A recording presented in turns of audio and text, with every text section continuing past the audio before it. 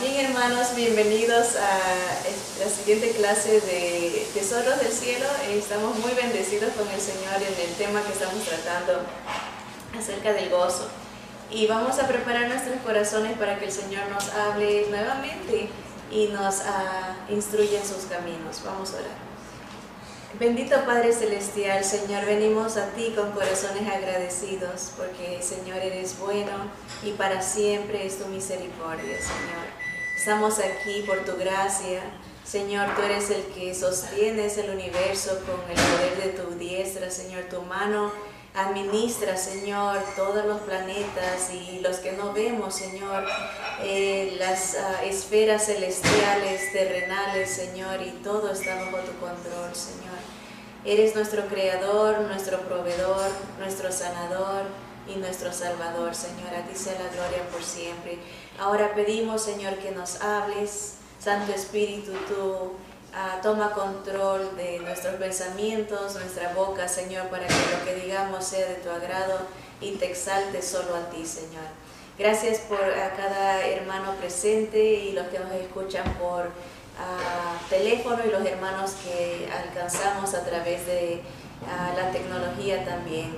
Bendícelos, prospéralos y, Señor, háblanos en el nombre de Jesús, rogamos. Amén. Amén. Bien, la semana pasada veíamos el gozo que nos sorprende, ¿verdad? Ya hemos visto dos tipos de gozo que Dios nos da. Dijimos que en esta clase íbamos a ver 5. A medida que uno lee las Escrituras va encontrando varias razones de gozo, varios motivos de alegría y regocijo en el Señor, y habrán muchos más, cientos de razones por las cuales nos gozamos, pero por cuestiones de tiempo vamos a ver solamente 5. Hemos visto 2. Ya la razón principal, el origen de nuestro gozo es la salvación, que nuestros nombres estén escritos en el reino de los cielos, en el libro del Cordero. Qué gozo tan tremendo, ¿no? Ser salvos de la ira venidera, ser salvos del fuego, del castigo y del juicio de nuestras propias obras o por nuestras propias obras. La semana pasada vimos el gozo que sorprende, el gozo de descubrir a Jesús, a Cristo, el ungido, el Rey, en cada circunstancia de nuestra vida. Entender, encontrarlo, ver su presencia, el propósito, el plan y ver su poder en cada circunstancia de nuestro vivir. Nos enfocábamos en 2 casos particulares, el de Pablo en la cárcel y el de Esteban al ser asesinado. Cómo la presencia de Dios es manifiesta en las pruebas, en las tribulaciones, en las angustias, ¿verdad? Estar en la cárcel, golpeado, Pablo y Silas, ¿verdad? Fueron vejados, látigo en sus espaldas, amarrados, dice las Escrituras, con cepos, que eran unos artefactos donde ellos metían las piernas y las manos estaban en esta posición. Acuérdense, heridos y estar así por horas, o sea, todo, desde que los encarcelaron estaban así, a medianoche estaban cantando en esta posición, dolidos, hambrientos, con frío, ¿verdad? Torturados, están alabando a Dios. ¿Por qué? Porque aprendieron a encontrar a Jesús en todas sus circunstancias, ¿verdad? Vimos que esa habilidad, ese discernimiento de ver la presencia, el poder, el propósito de Dios en nuestras tribulaciones causa un gozo y da la fortaleza para permanecer en el problema, en la tribulación. Dios no nos fortalece para huir del problema, nos fortalece para permanecer en las circunstancias. ¿Por qué? Porque hay un propósito. Vimos que esa prueba por la cual Pablo y Silas estaban pasando trajo el fruto de la salvación de no un hombre nomás, no solamente el carcelero, toda la familia de este hombre vino al conocimiento del Señor Jesús, se arrepintieron, se bautizaron, se convirtieron, y ellos obviamente empieza un fundamento de una iglesia en esa ciudad de Filipos. Todo a consecuencia de la prueba que estaba pasando Pablo y Silas en la cárcel. Entonces imagínense si Pablo y Silas hubiesen renegado. Veamos el otro lado, que ellos hayan dicho, Dios, ¿cómo nos hace pasar por esto? Yo que tanto he servido a Dios y mira cómo Dios me paga, ¿verdad? Y están los presos oyendo. Así es la vida, cómo, ¿verdad? Tenemos que sufrir. A veces tenemos dichos nosotros, ¿verdad? Así que son negativos y no reflejan la gloria del Señor, ¿verdad? Hay palabras que siempre enfocan la negatividad, pero ellos no. Si ellos hubiesen reaccionado así, nadie se hubiese convertido, no pasaba el terremoto, no había bendición. Pero como reaccionaron de la manera que Dios quiere que nosotros reaccionemos, hubo bendición. Alababan a Dios en sus circunstancias, ¿verdad? Bendecían al Señor entendiendo el propósito, ¿verdad? Cuán diferente fuera nuestra situación en la familia si nuestra familia viera eso en nosotros, ¿verdad? Que en lugar de renegar, bendecimos a Dios. En lugar de quejarnos, reconocemos el propósito y la presencia de Dios, ¿verdad? Que cantemos alabanzas. Es un impacto. Eso es un terremoto emocional. Cuando uno glorifica a Dios en las pruebas, causa una gran diferencia y hay resultados de salvación. Y ese es un gozo que sorprende. ¿Cómo es posible que Dios haga esto? Que use circunstancias tan negativas para bendecir. ¿Cómo es posible? A veces gente que ha pasado estos abusos en su niñez, gente que ha sufrido problemas de drogadicción por la culpa a veces hasta de sus mismos padres. Se oyen casos bien extremos, ¿verdad? De que padres que inducen a sus hijos al sufrimiento, ¿verdad? Y alguien puede decir, ¿cómo voy a creer en Dios?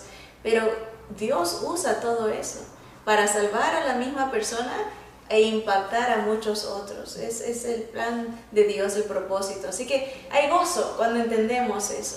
Hay fortaleza para permanecer.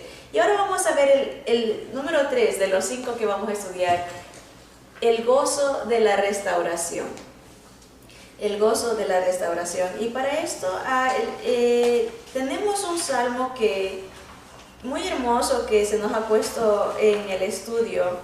Es el Salmo 71 y quisiera brevemente nomás destacar ciertas cosas que pude encontrar en este Salmo.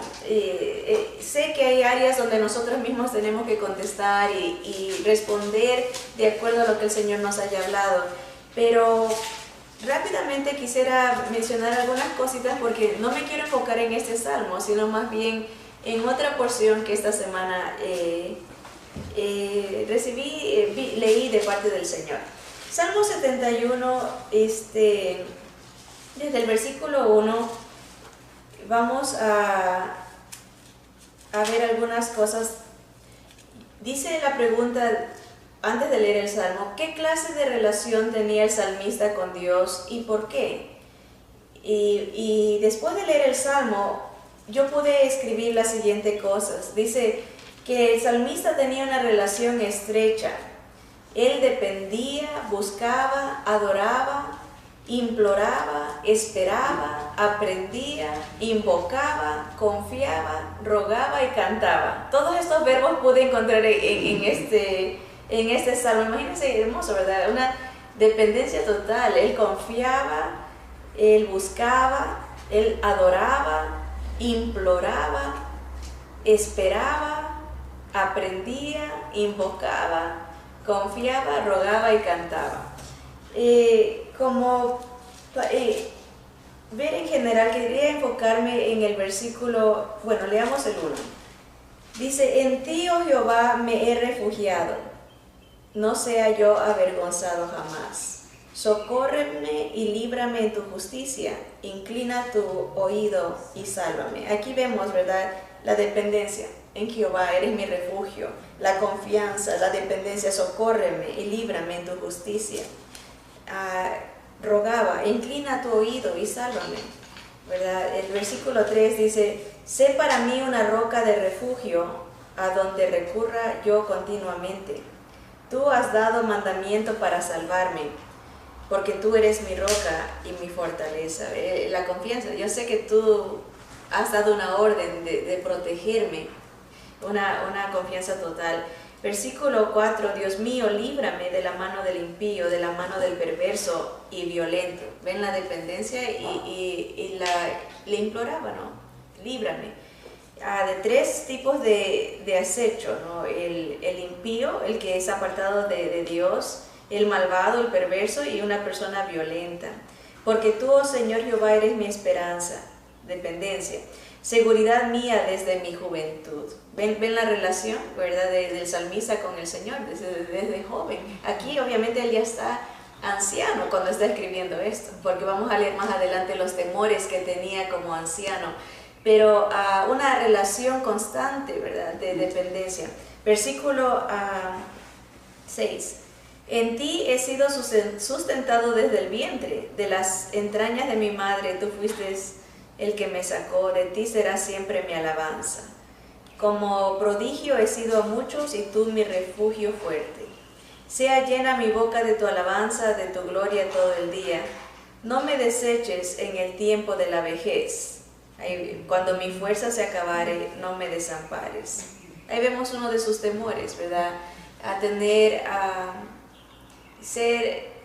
estar tan débil que ya no pueda buscar del Señor. Dice, llena tú mi boca de tu alabanza, pero no me deseches en el tiempo de la vejez. No que el Señor desampara, obviamente, pero el hecho de que Él se vaya a olvidar de reconocer, porque estarse quejando, porque el sabio Salomón decía, acuérdate de Dios, de tu Creador en los días de tu juventud, porque van a venir los días malos, hablando de la vejez, en los cuales vas a decir, no tengo en ellos contentamiento, porque llega un proceso, ¿verdad? Todo es como dolor y renegar. Por eso dice, yo no me quiero olvidar, no que Dios se olvide, sino que yo me vaya a olvidar de Dios en mi vejez, ¿verdad?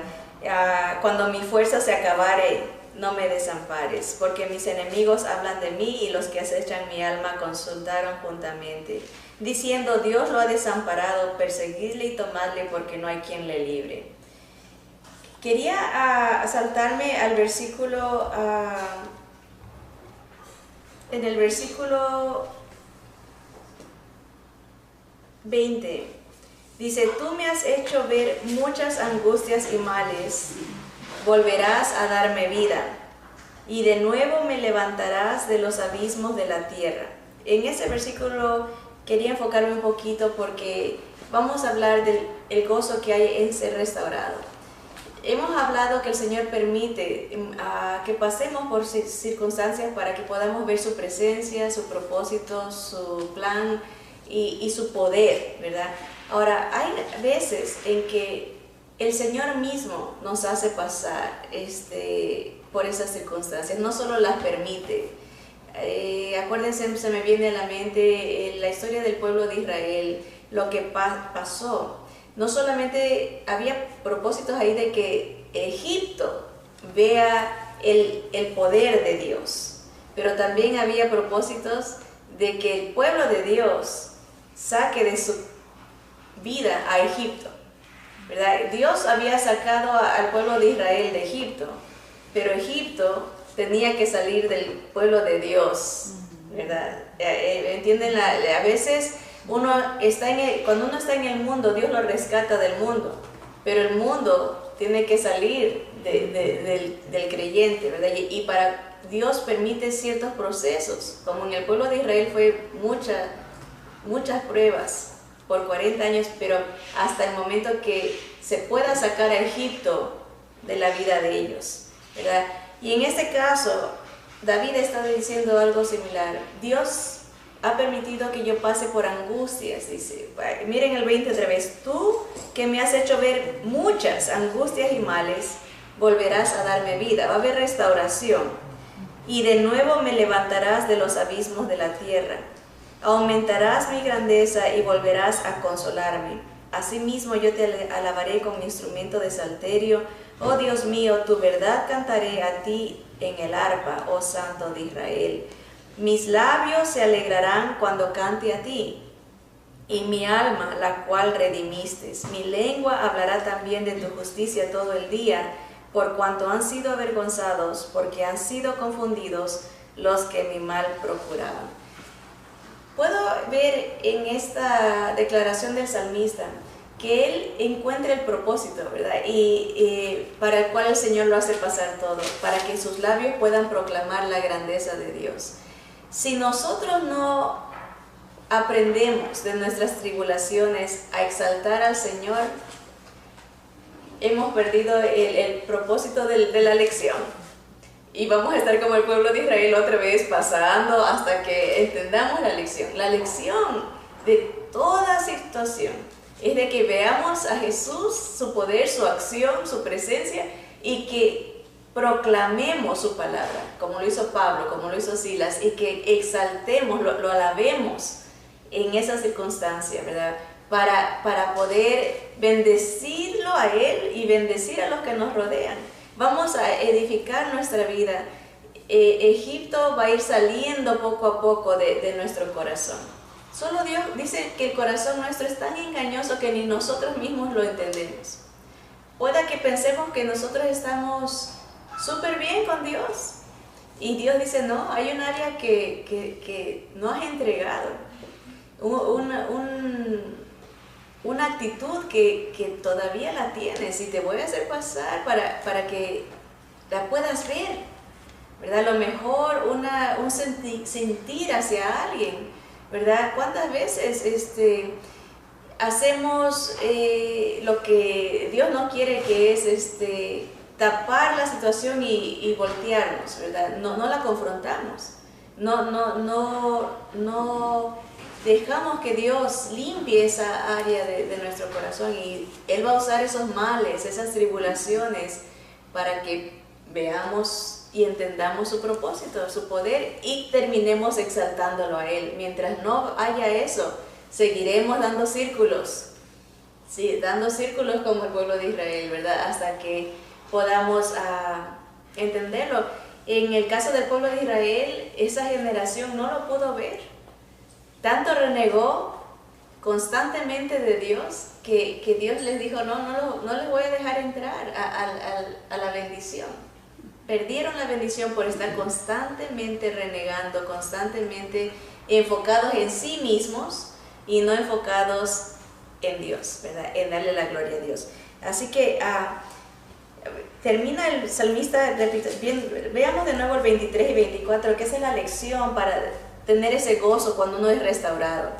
Dice, mis labios se alegrarán cuando cante a ti, y mi alma, la cual redimiste. Mi lengua hablará también de tu justicia todo el día, por cuanto han sido avergonzados, porque han sido confundidos los que mi mal procuraban. ¿Cuántas veces? En este sentido me gusta enfocar no en personas, porque dice las Escrituras que nuestra lucha no es contra sangre ni carne. El salmista obviamente tenía enemigos físicos, personales. Nosotros tenemos enemigos en las espirituales, en las esferas celestiales, que buscan robarnos la paz. Dice las Escrituras que el enemigo ha venido a matar, hurtar y destruir. Él viene a matar y hurtar nuestra paz, a destruir relaciones con nuestra familia, ¿verdad? Él viene a destruir nuestra relación con el Señor. Él está constantemente, los enemigos nuestros. Y el Señor los confunde, el Señor los aplasta, el Señor nos restaura. Cuando el enemigo ha logrado ganar terreno en nuestra vida, destruyendo nuestra relación con el Señor, ¿verdad?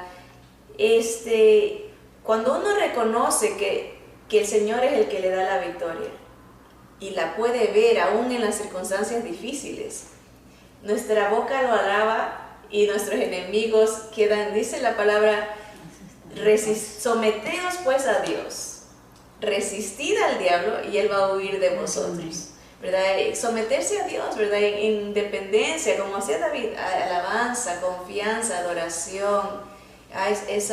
Él imploraba, rogaba, constante dependencia del Señor.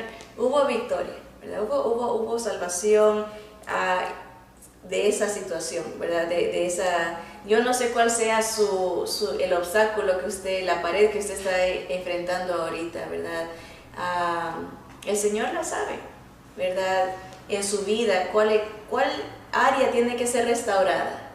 Emocionalmente, físicamente, hay algún área espiritual que el Señor está tratando de pulir y usa las circunstancias para traernos a la restauración de rodillas, a la confesión y a reconocer la presencia, la grandeza de Dios, su poder, ¿verdad? Él sabe lo que necesitamos pasar para poder doblegarnos. Él sabe. Hace poco me tocó ir a visitar un área de chinos que nunca había visto. En el grupo de evangelismo vamos a diferentes áreas, clase media, clase pobre, pero esta vez me asignaron un área que hermosísima. Cada casa era una mansión. Y mi primer pensamiento, el Señor lo sabe, fue, ay, aquí nadie nos va a abrir. Porque dije, a menos que nos abran los empleados de esa casa, porque eran casas que las entradas nomás eran del porte de nuestras casas, o sea, lindísimas. Y a dicho y hecho, solo una casa el dueño nos abrió. Y él abrió, era un árabe, y abrió con su familia, y no estuvo interesado en escuchar el evangelio. Pero se me vino a la mente esto de que cuando hay comodidad, cuando hay riqueza, cuando hay placer, poco se busca de Dios. No hay necesidad desde el punto de vista humano, ¿verdad? No reconocen su necesidad de salvación. Entonces, igual Dios, gloria a Dios que nos permite pasar por necesidades, angustias, males, porque es la única manera que nuestros ojos físicos van a ver lo espiritual, ¿verdad? Bien raro se ve que alguien en una fiesta, por ejemplo, en un año nuevo, alguien diga, vamos a orar y vamos a estudiar la palabra. Dentro de la esfera cristiana, por ahí va a decir alguien, ay, no molestes, ¿verdad? Ay, ¿cómo se te ocurre? Porque está la música, la gente alegre, comiendo, desenfocado, está enfocado en lo carnal, no se enfoca en lo espiritual.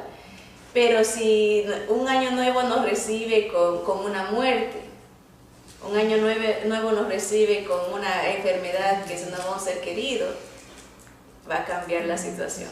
Ahí nadie va a decir, pongan la música, que queremos oír rancheras, pongan el merengue, pongan la copia. Nada, ¿por qué? Porque el Señor está usando esa situación para enfocarnos en lo espiritual, ¿verdad? Entonces, es hermoso encontrar el propósito del Señor y ver la restauración que Él hace a través de esas pruebas, ¿verdad? El enemigo quita, el Señor da, pero es un proceso, ¿verdad? Es un camino difícil. Vamos a leer la porción que les mencionaba en 1 de Samuel. Estaba leyendo la historia de Ana. Casi todas la sabemos, ¿verdad? Ya mañana se celebra el Día de las Madres y muchos púlpitos estarán hablando acerca de ella, de la historia de Ana.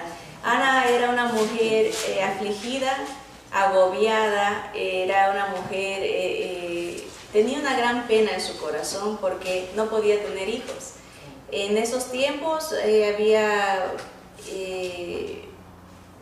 familias, esposos que tenían muchas mujeres, ¿verdad? Se practicaba eso y el esposo de ella tenía otra esposa que tenía hijos a cada rato y ella estaba afligida, ¿no? Yo no puedo.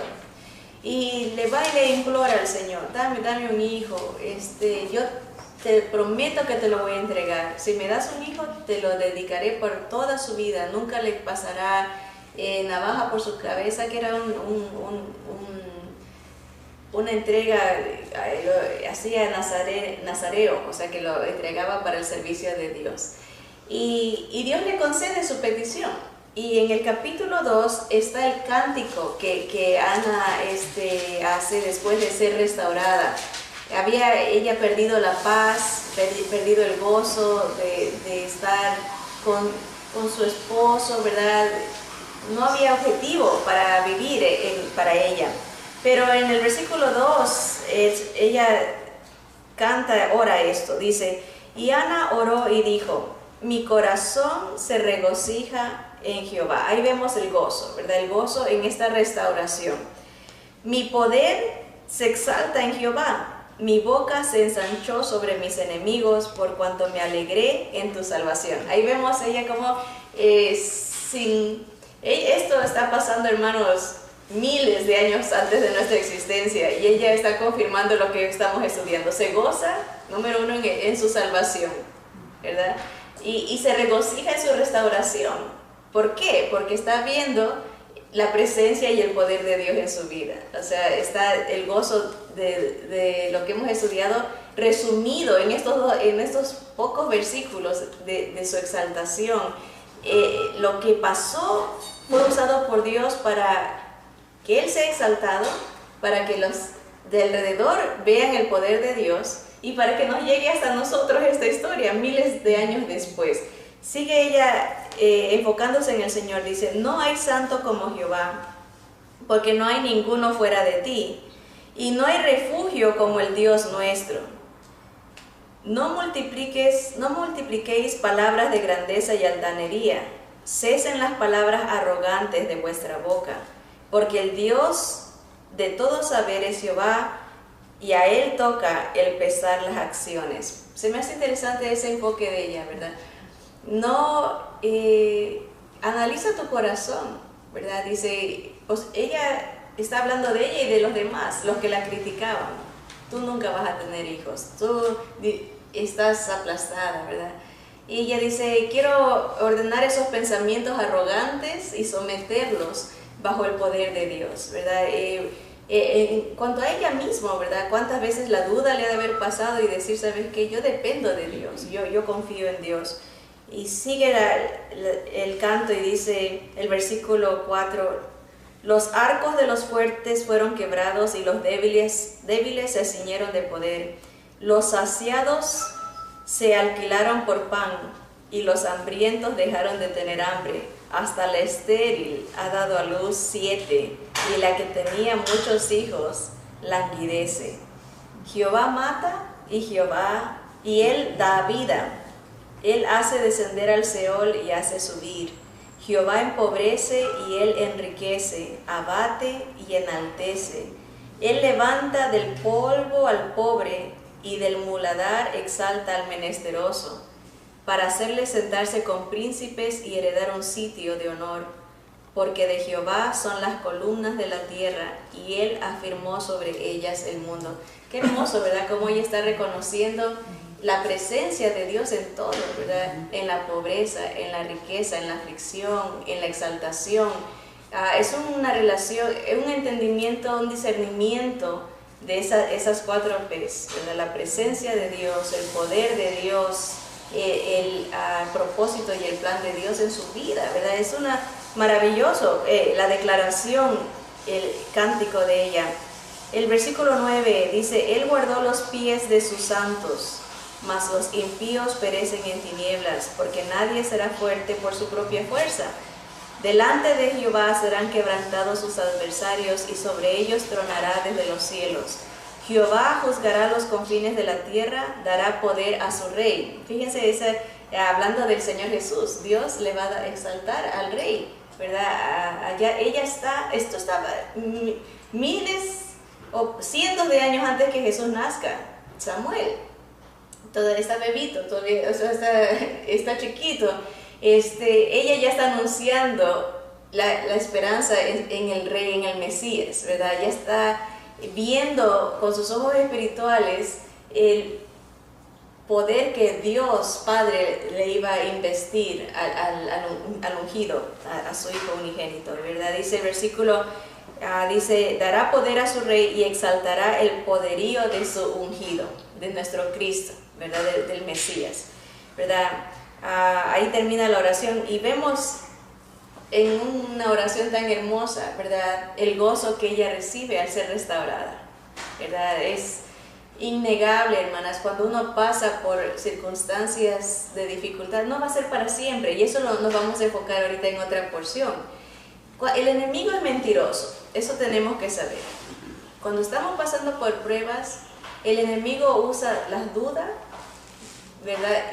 Va a usar pensamientos en contra de Dios, va a usar temor. Esas son sus tácticas y debemos de conocerlo. La angustia, el temor, desesperación, inquietud, ¿verdad? Ansiedad, todo eso lo va a usar.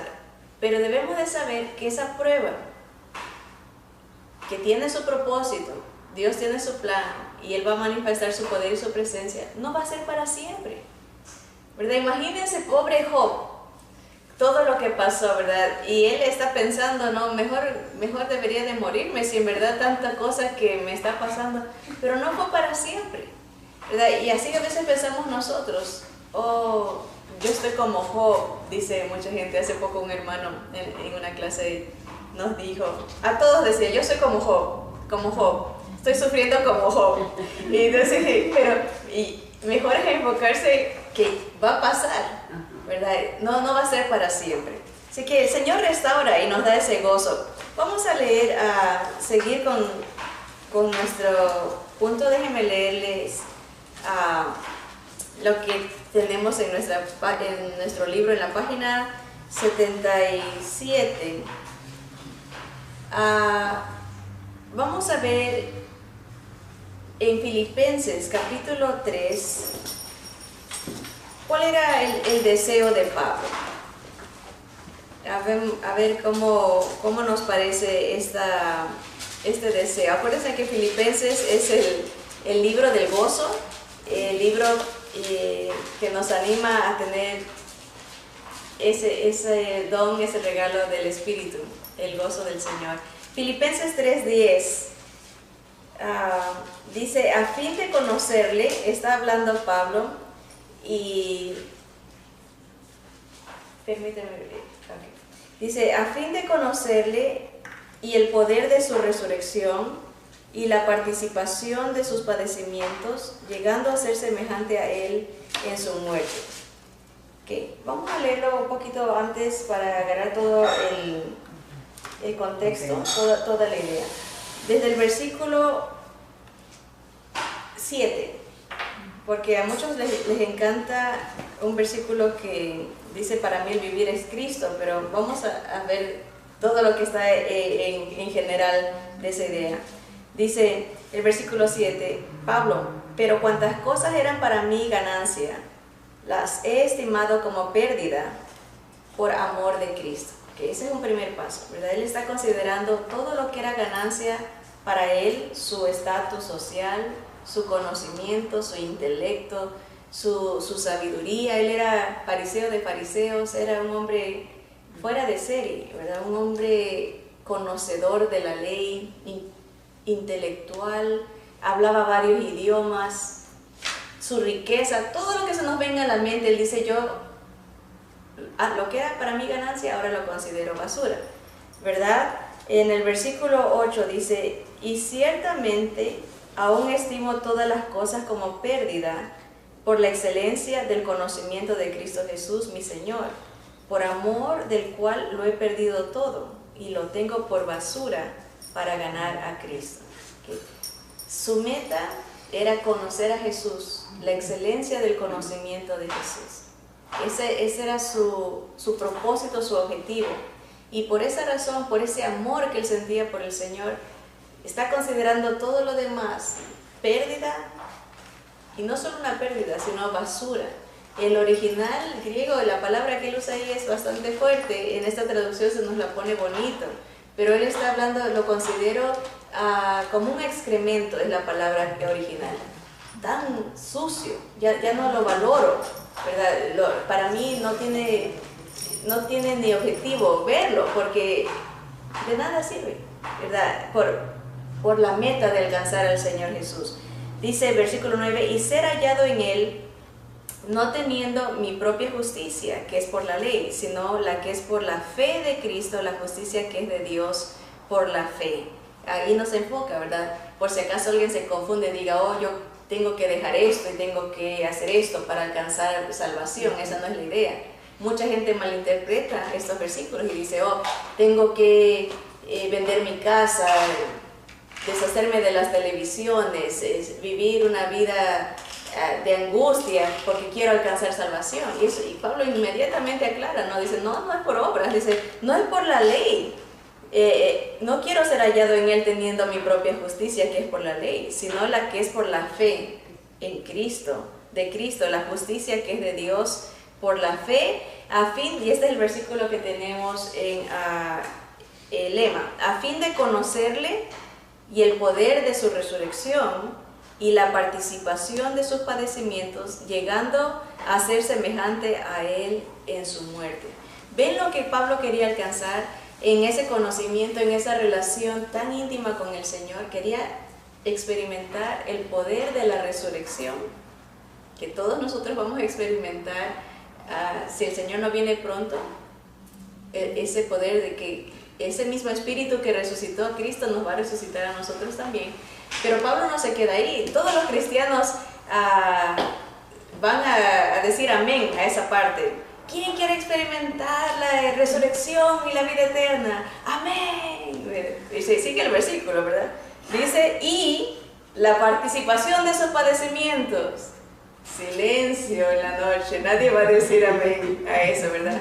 ¿Por qué? Porque tenemos un enfoque torcido de las cosas espirituales. Pensamos que bien quiere decir comodidad, pero bien no necesariamente quiere decir que las cosas estén bien, no necesariamente quiere decir la comodidad, ¿verdad? Pablo entendió que el gozo de esa restauración era conocer a Jesús, entender el poder de su resurrección y compartir los padecimientos con Él.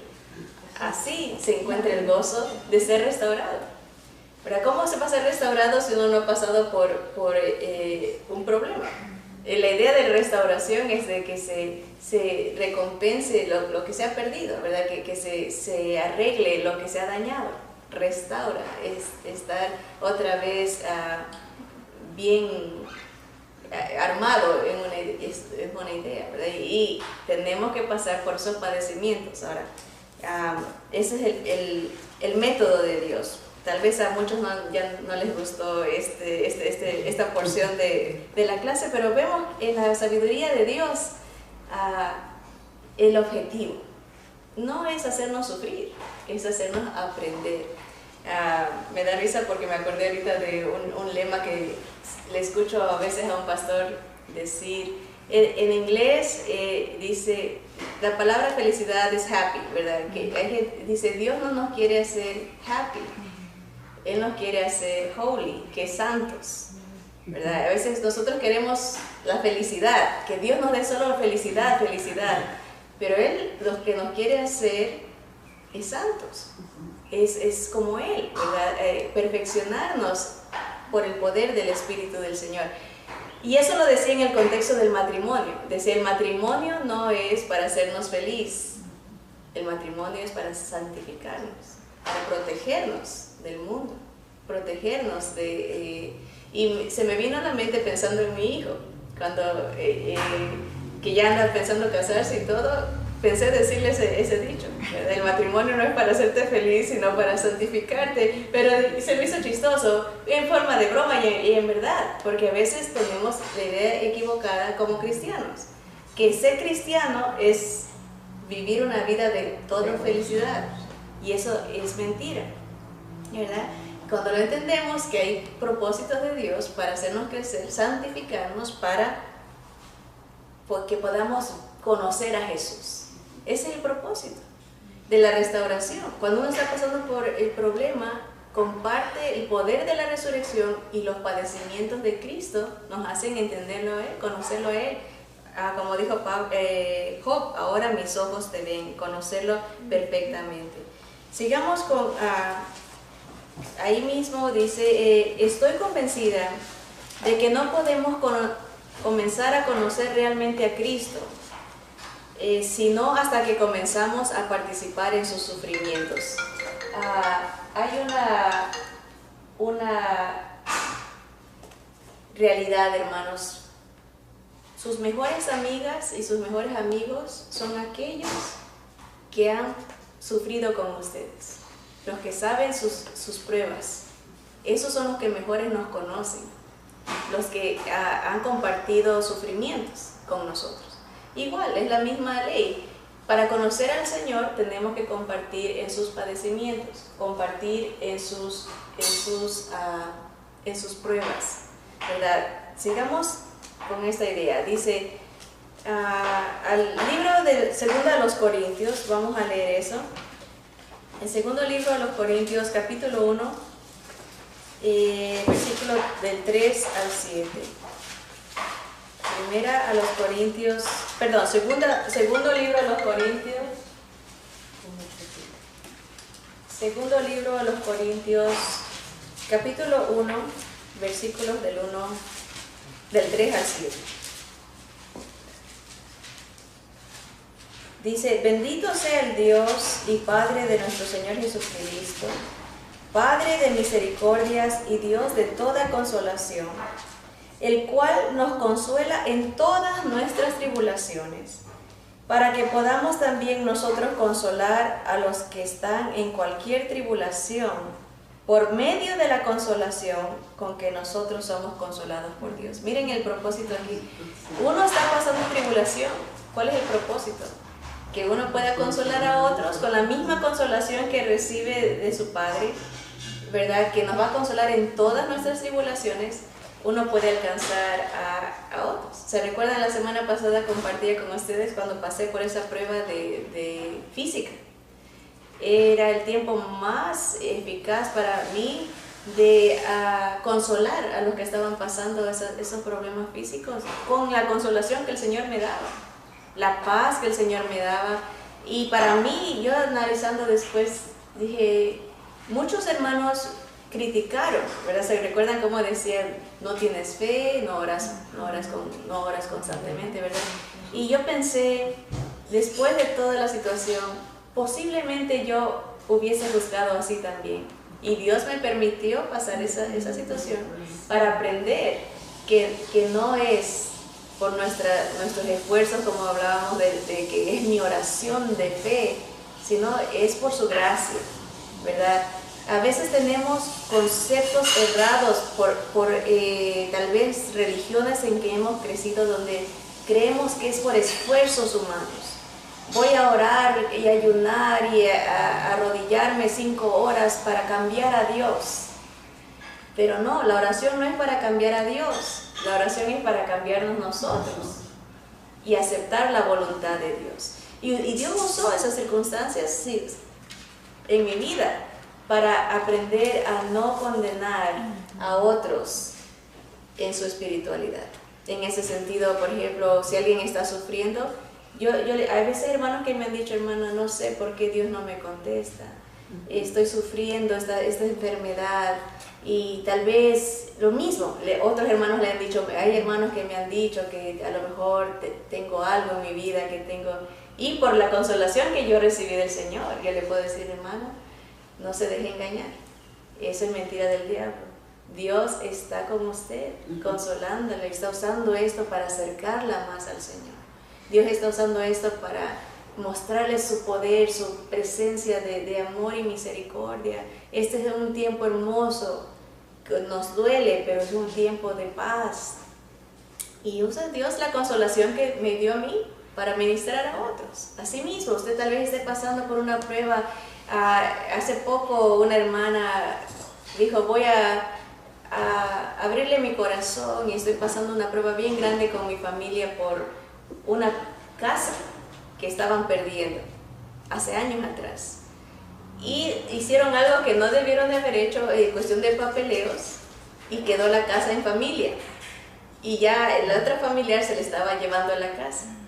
Y yo no pasé por eso, gracias a Dios, pero algo sí muy similar. de que uno por no perder casas dice, oh, voy a poner este nombre de un familiar o de una amistad. Ustedes han oído la historia. Gracias a Dios nunca pasó a ese grado de que se quebrante la familia porque hay estafas y hay robos y todo, pero Dios usó esa circunstancia muy parecida en mi vida para consolar a la hermana. Decirle, hermana, Dios nos está hablando de que no nos enfoquemos en lo económico, no nos enfoquemos en lo material. ¿Cuántas veces valoramos lo material más que nuestra familia, ¿verdad? Que nuestra relación con el Señor, ¿verdad? Y hablando, la consolación que yo recibí del Señor, la apliqué a mi hermana.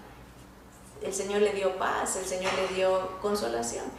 Usted, yo no sé qué está pasando en su vida, pero téngalo por seguro que lo que está pasando, como Dios lo está consolando, la está consolando, va a usar eso para consolar a otros que están pasando por la misma situación. Sigamos en la versículo 4, dice, el cual nos consuela en todas nuestras tribulaciones, para que podamos también nosotros consolar a los que están en cualquier tribulación por medio de la consolación con que nosotros somos consolados por Dios. Versículo 5, porque de la manera que abundan en nosotros las aflicciones de Cristo, así abunda también por el mismo Cristo nuestra consolación. Mire, qué bonito, ¿verdad? O sea, reconocemos que pasamos angustias, tribulaciones y abundan, dice Pablo. Pablo no dice van a poquita, dice abundan, como diciendo es bastante lo que estamos padeciendo, estamos sufriendo por Cristo, pero también estamos recibiendo la consolación, abundan también las consolaciones en Cristo. Sigue el versículo 6, dice, pero si sois atribulados es para vuestra consolación y salvación, o si somos consolados es para vuestra consolación y salvación, la cual se opera en el sufrir las mismas aflicciones que nosotros también padecemos. Y nuestra esperanza respecto de vosotros es firme, pues sabemos que así como sois compañeros en las aflicciones, también lo sois en las consolaciones. Qué bonito, ¿verdad? Hay esperanza, eso es lo que está diciendo Pablo. No se enfoquen en la tribulación solamente, enfóquense en la consolación, que abundan las consolaciones, y Dios va a usar eso para bendecir a otros. Qué bonito, eso fue lo que hizo Jesús por nosotros. Él padeció porque iba a producir consolación, consuelo y salvación para nosotros. Nuestras pruebas van a... ¿Qué no haríamos nosotros para que un ser querido se salve? ¿Qué no haríamos? Y si Dios está usando una prueba para alcanzar a un ser querido, dele gracias a Dios que está usando la prueba, porque esa es la única manera que Dios va a alcanzar a esa persona. El corazón está cerrado y tiene que pasar esa prueba para tocarlo. Así que entendamos cómo trabaja nuestro Padre, ¿verdad? Cómo trabaja Dios. Él usa todas circunstancias para revelar su poder y restaurarnos. Vamos a terminar con un versículo más, el tiempo se nos va. Primera de Pedro, capítulo 5. Primer libro de Pedro, capítulo 5. En el versículo 10, aquí encontramos el tiempo del padecimiento, ¿verdad? Leamos desde el versículo 8, porque ese es el contexto, versículos muy conocidos. Sed sobrios y velad, ¿verdad? Mejor leamos desde el 6, porque mucha gente le gusta ese de sed sobrios y velad, porque hay que resistir al diablo, pero nos olvidamos de lo que dice el versículo 6, y esa es la clave para poder disfrutar de esta bendición. Dice, humillaos pues bajo la poderosa mano de Dios, para que Él os exalte cuando fuere tiempo, ¿verdad? Ven ahí ese paso, ¿verdad? Reconocer el plan de Dios, el propósito, su presencia y su poder es esencial. Lo vimos en Ana, lo vimos en Pablo, lo vimos en el rey David. Toda persona que experimenta ese gozo en la restauración entiende eso. Tiene que entenderlo, porque si no va a estar renegando. Aquí dice, humíllense. Es la única manera que vamos a entender. Cuando queremos imponer nuestra idea, nuestra solución, ¿verdad? A veces tenemos nosotros nuestras propias soluciones a nuestros problemas.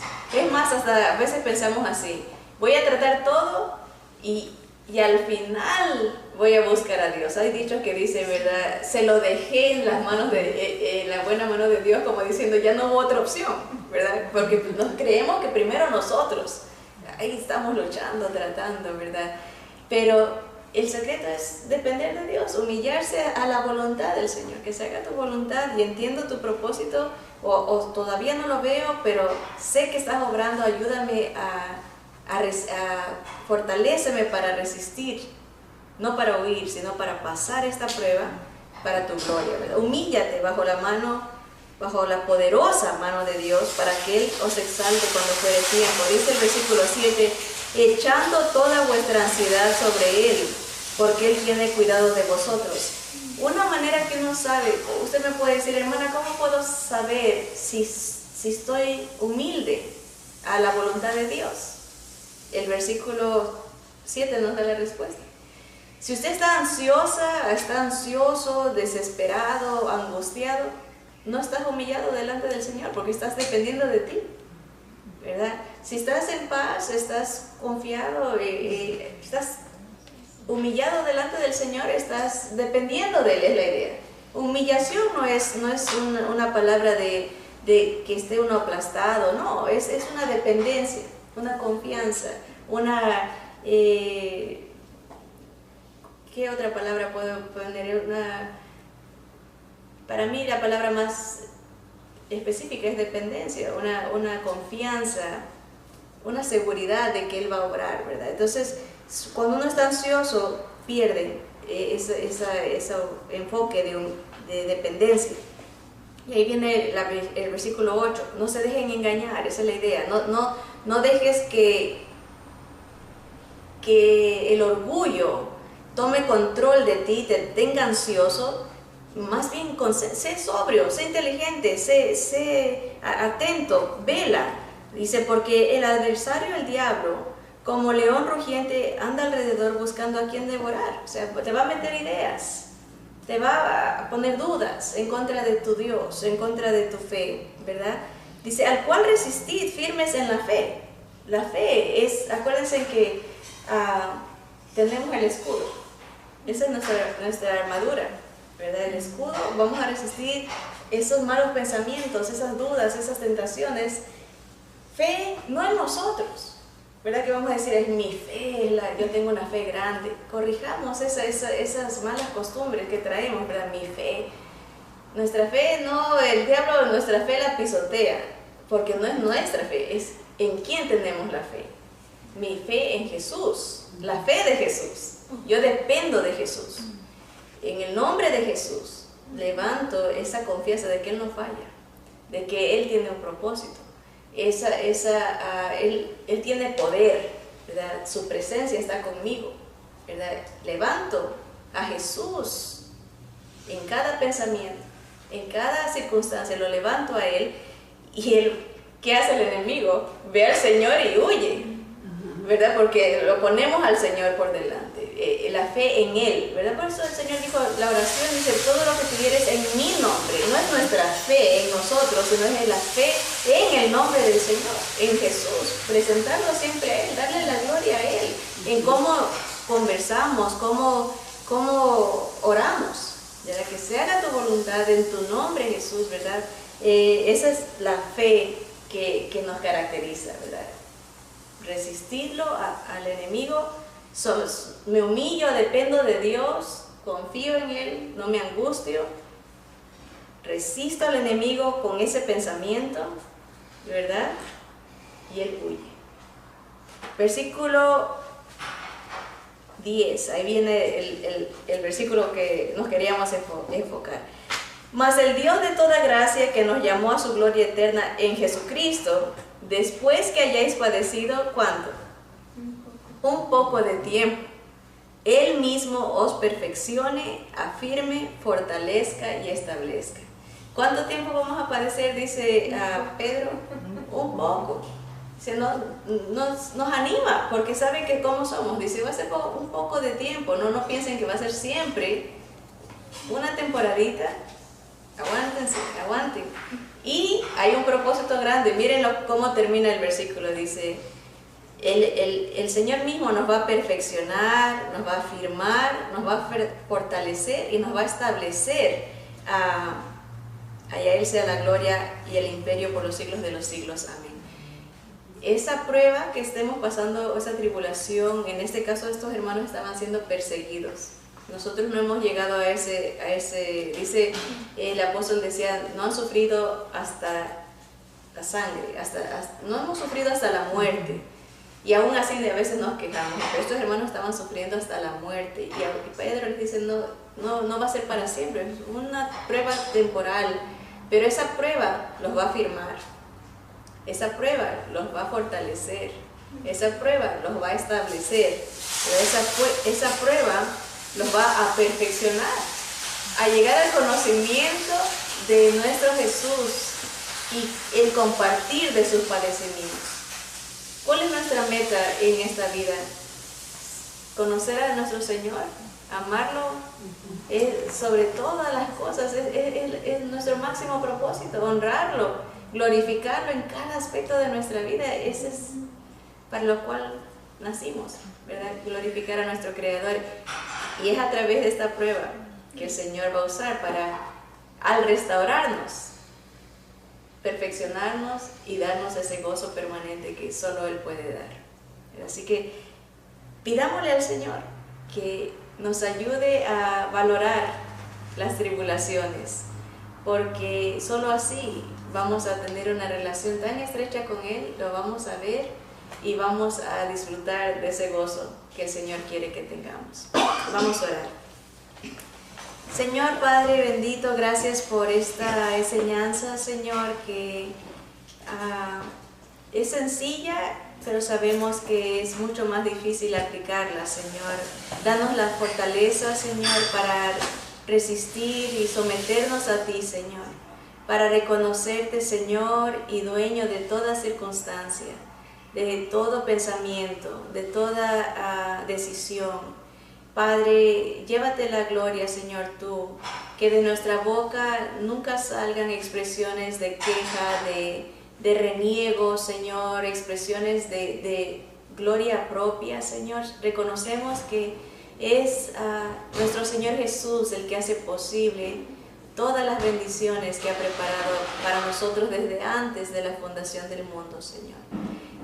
Perdónanos, Señor, reconocemos que te fallamos constantemente, Señor.